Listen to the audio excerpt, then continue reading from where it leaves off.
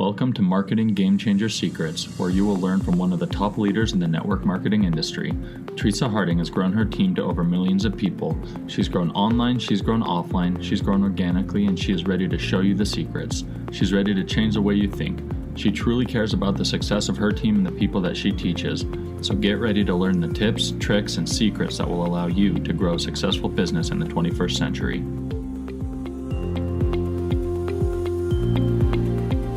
I'm Teresa Harding, and this is Marketing Game Changer Secrets. This podcast is for people who know that this industry is not about the network marketer anymore. It's about the people we serve and the change we can make in other people's lives. It's about the entrepreneur inside each of us who is trying to find our voice. It's for the people who want to change the world and are looking for the most powerful way to make that happen. Hey, you guys, welcome back to my podcast. We talk here about marketing game changers, the things that are the secrets that will make everything different for you as you try to market your business. Whatever your business is, of course, we focus on network marketing here, but these principles apply for any business that you are doing. It doesn't matter what it is. So before we get started today, I just want to tell you I'm really excited because this week I am being launched on an interview with Steve Larsen. Steve Larsen invited me to do an interview with him. We had a really, really fun time. And I know that this week is when he is actually posting the interview that we did together. So I'm excited about that. Go check that out. He's a really fun guy, and by the way, he's very, very good at what he does. He is someone that I have learned from in the marketing space. Very, very good. I have a lot of respect for him and admiration for the kinds of things that he does online and the knowledge base that he has about how to build his business online. So check that out. Check out our interview. We'll share it here. We'll share it on my social media so you guys can find it. Okay, today I want to talk about the 3 worst things that you can do when you hit a wall. Because we all hit a wall. And when I talk about hitting a wall, I'm talking about when we get to a place where we bump into something that stops us, that makes us feel like I can't keep going, or I don't know what to do next. Something that gets us stuck. And sometimes those things are a little bit smaller and they're hard, they're hurdles. Some of them feel like a huge mountain that we don't even know how to get over it. We don't even feel like we have the capability, or sometimes it feels like it's something that it's a big boulder that someone else put in our path. We feel like we're going along just fine, and then something comes up, we feel like it's because of someone else. And the reality is, they do happen for all different kinds of reasons. Sometimes it's because we cause ourselves problems. Sometimes it's because someone else causes a problem that now we have to deal with. Sometimes it's a combination of both. Sometimes it's just life. Life just happens, happen, things come up, and we've got to deal with them, whether they're in our business, and so of course that affects our business, or sometimes it's in our personal life, and that starts to affect our business, whether it's with our family, our friends, maybe coworkers outside of work, whatever. There are so many different situations, and the biggest thing that I want you to remember, if you only get one thing from today, okay, 2, you need to get at least 2 things from today, is that number 1, the people who are successful are the ones who, when they hit a wall, they know how to handle it, and they don't give up. They don't give up. So that's the one thing I want you to remember. And the second thing I want you to remember from today is I'm gonna tell you the biggest mistakes you can make when you hit a wall, and then I'm going to tell you the number 1 thing that you need to do when you hit a wall. And the successful people do this every single time after time after time. And honestly, how quickly you become successful all depends on how quickly you can get to this point to make that decision that I'm going to share with you today when you hit a wall. Because sometimes you can take a while to decide to take that action or to make that choice, or you can do it quick. The minute you hit a wall, you get in the habit of going, okay, this is how I'm going to handle it. And I'm going to teach you what that is. But first, we're going to talk about the biggest mistakes you can make when you hit a wall. Because I want you to pay attention to this, and I want you to really notice. And I'm telling you, we hit walls every day. Sometimes the wall might be, I don't want to get up, I stayed up late and I'm tired. That's a wall that could stop you from being successful. And sometimes it's that you are being audited by the IRS and you have this massive problem and you're worried about them putting you in prison or whatever. And yes, I've worked with people who have dealt with this, okay? So, and some are extreme, some are not. But something that Darren Hardy says in some of his trainings that I really loved. He says, and I'm even going to read it because I want to say it exactly the way he did. He says, it's not getting to the wall that counts. It's what you do after you hit it. And that is absolutely true. It's absolutely true. So let's go through the biggest mistakes that people make. When we hit a wall or a trial or some problem that we have to deal with, one of the first things that people do, well, they make choices between these things. Number one is avoid. Some people avoid it. They just kind of pretend like it's not happening. They're busy doing other things, and they kind of let the problem just fester over here somewhere on the side. Sometimes it can fester underneath for a long time, and it doesn't get majorly worse for a while, but sometimes it's something that starts to get worse really fast. So it just depends on what the problem is, but people like to avoid. The second thing that people tend to do is they tend to deny that there is a problem. And so basically we're lying to ourselves. We lie to ourselves and try to act like everything's fine. We go along, might be maybe, for me, it might be, let's say I have a situation with an employee that I don't even want to deal with. And things have been awesome. I'm busy. I don't have time for this. And so I kind of lie to myself and tell myself that it's not an issue. It's totally fine. We can just keep going along and there's not a problem. Well, guess what? If I will just take the time to have the discussion, have a constructive conversation, whatever it is that I need to do about that situation, maybe do more training with someone, maybe set parameters or set some boundaries, do whatever needs to be done so that we can progress. But if I'm in denial, I'm not going to do any of those things. So stop lying to yourself. The third thing is we get angry. Well, I'm calling it the third thing, although, because a lot of people say, well, one of the things we do is we get angry. We start to feel like that's not fair. But the reality is anger is not the first emotion. Anger is never the first emotion. There's always a different emotion first, then we get angry because of the initial emotion. If someone is hurting our family, the first thing we feel is fear or worry or protective or whatever that feeling is, and then we get angry. We're like, okay, don't you even think you can do that with my family?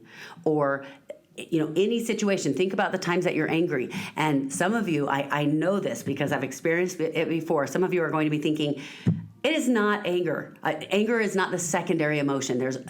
I do feel angry about something first. And I will tell you this right now, at the risk of making you so mad at me, angry at me, that is not your first emotion. And you are not in tune with the way that you feel. So take a step back and think about it for just a minute.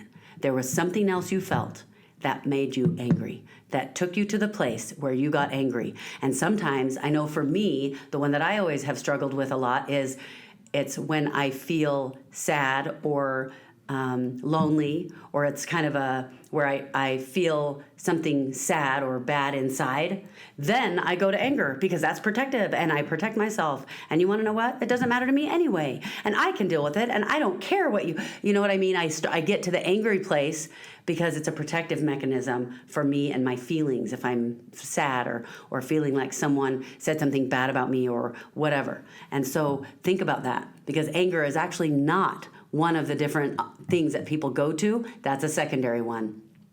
So let's see. The next one, the last one that I want to talk about is teachable. That's the one that we need to be. If you hit a wall and something's going wrong in your business, I don't care what it is. You might be sitting there thinking, yeah, but Teresa, I get it. You need to be teachable, but in my situation, look what's happening. It doesn't work for this. I beg to differ. That is absolutely not true. If you will be teachable in that moment, I promise you will get over the hill or the mountain or the pebble, however big that issue is. If you will be teachable in that moment, you will rise above in ways you never realized that you could, and it will create crazy success for you. I can promise you, one of the main reasons that I have found the success that I have is because I chose to be teachable. Now, I'm not going to tell you that every time I needed to be teachable, I was teachable right away. Sometimes it took me a while. But your success and the speed of your success will be determined on the speed of how quickly you become teachable. And that might sound too simple, but you watch in those moments where you hit a wall, I don't care what it is, in your relationships, in your business, you hit a wall and you stop and just take a moment. Take a moment outside of yourself and just take a big breath and go, can I humble myself right now and really be teachable? And being teachable, this is a question that you can ask yourself that will help you determine if you're being teachable. And it is this: can I honestly say, what do I get to learn from this? What do I get to learn from this? Let's say that one of the leaders on your team is being absolutely horrible to you, and you are hurt and angry, and they're hurting your reputation. Who cares? I don't care what it is. That is happening to you. Can you stop and go, okay, what do I get to learn from this? And I'll tell you what, I'm not perfect at this, that is for sure, but I am working on it, and I am getting so much better at this. I am so much quicker to get to the place where I go, what do I get to learn from that? And partly it's because of selfishness, because I have seen and experienced that every single time that I hit something hard and I struggle and struggle and struggle, when I finally get teachable and I rise above it, I start having crazy epiphanies. I start learning some amazing things. I gain wisdom that helps me do things differently in my business, and all of a sudden my business explodes again. And honestly, if I have little problems and I learn a little bit, my business gets a little bit of progress. When I have huge problems and I really get teachable and really go to that humble place where and honestly, it can be very shameful because you have to admit who you've been and the ways that you need to change. Because when you're truly humble, you're not worried about what anyone else is doing. You are truly worried about, what do I need to do about that? Because you know what? They can do whatever they need to do, and whatever they're learning from their experience, I can't control that. So if I'm trying to control it, if I'm mad at them, it doesn't mean you're not going to have those emotions. But the behavior that you choose to have after you hit the wall, that's what makes all the difference. So I want you to pay attention to the things that you do, because when you have a big problem and you get over the big problem and you're teachable, all of a sudden your business grows bigger. So when I say it's a little bit selfish, that's why. When I have something big happening, a lot of times my initial reaction is, oh no, are you kidding? I have to deal with this, whatever. But pretty quickly now, I can get to a place, in most instances, not always, but I can pretty quickly get to a place where I go, okay. So yes, this hurts. Yes, this whatever makes me angry. Whatever my real feelings are, don't deny them. Don't just pretend like they're not there. But can I let go of all those feelings of angst, the feelings of blame, the feelings of accusation, the feelings of whatever, I feel like I didn't do it well enough, whatever it is, can I really let that go, feel at peace inside and go, okay, what do I get to learn from this? Now, those of you who know me, you know that I'm pretty assertive, and sometimes I would absolutely call it aggressive. So that doesn't mean, just because I feel peaceful inside, doesn't mean I can't be assertive and go after what I'm trying to achieve. You can still do that, but do it in a place of peace, and it changes everything. So I promise you, whatever business you have, and especially in network marketing, and maybe I shouldn't say especially because it really is any business that you have, you are going to hit walls, and you are going to get to places where it feels like you can't go on. And I told you what I want you to do in those moments is to be teachable, but the last one that I want to talk to you about, number 5, is what a lot of people do is they quit. They quit. And the people who quit will never be successful. Never. Unless you stop quitting. Stop giving up on yourself and decide that you want to know what? I don't care if it's hard. Yes, it's going to be hard. Honestly, are you kidding me? Of course it's going to be hard. And if you want to be one of the top % of people in your company who grows a big business and is successful and gets to live the kind of life that you have been dreaming of, that you tell yourself that that's what you really want, then you've got to become the person who can handle that kind of life. And the way you do that is every time you hit a wall, you be teachable. So, you guys, I would love to hear your comments, love to hear the ways that you are working on handling this. Some of you will listen to this podcast right when it comes out. Some of you, lots of people will listen as time goes by, as they find my podcast later. I still want to hear about it. I love to hear your comments. Let me know the progress that you're making, the things that you're doing, and I will talk to you in the next video.